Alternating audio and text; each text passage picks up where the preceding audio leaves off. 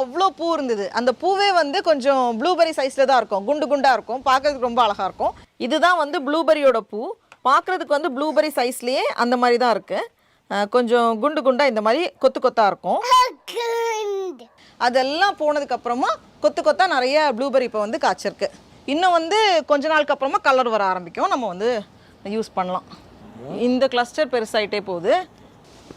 இதுலேயும் வந்து ஒரு கிளஸ்டராக இருக்குது. இட பிரச்சனை எல்லாம் முடிஞ்சதுக்கப்புறமா எல்லோரும் நிறைய காய்க்க ஆரம்பிச்சிருக்காங்க. நல்லா கொஞ்சம் கேப் இருந்தால் தான் நல்லாயிருக்கும்.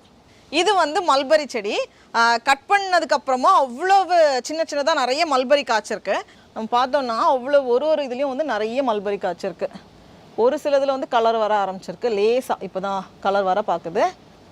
அது மாதிரி எல்லா நோட்லேயும் நிறைய மல்பரி இருக்குது. பின்னாடியும் இருக்குது, இந்த சைடெல்லாம் இருக்குது.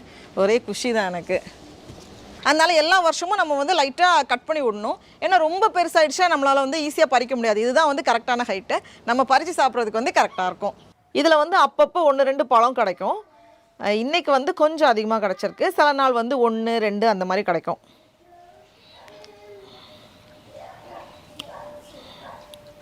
மூணு மாதத்துக்கு முன்னாடி ஒரு இலை கூட இல்லாமல் இப்படி தான் இருந்தது மல்பரி செடி. இப்போ வந்து இந்த மாதிரியாக வந்திருக்கு.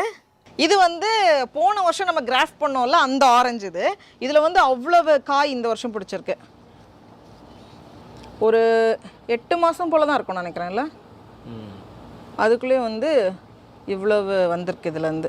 இது வந்து நம்ம கிராஃப்ட் பண்ண இடம் வந்து நல்லா ஹீல் ஆகிருக்கு, நல்லா ஒட்டியிருக்கு.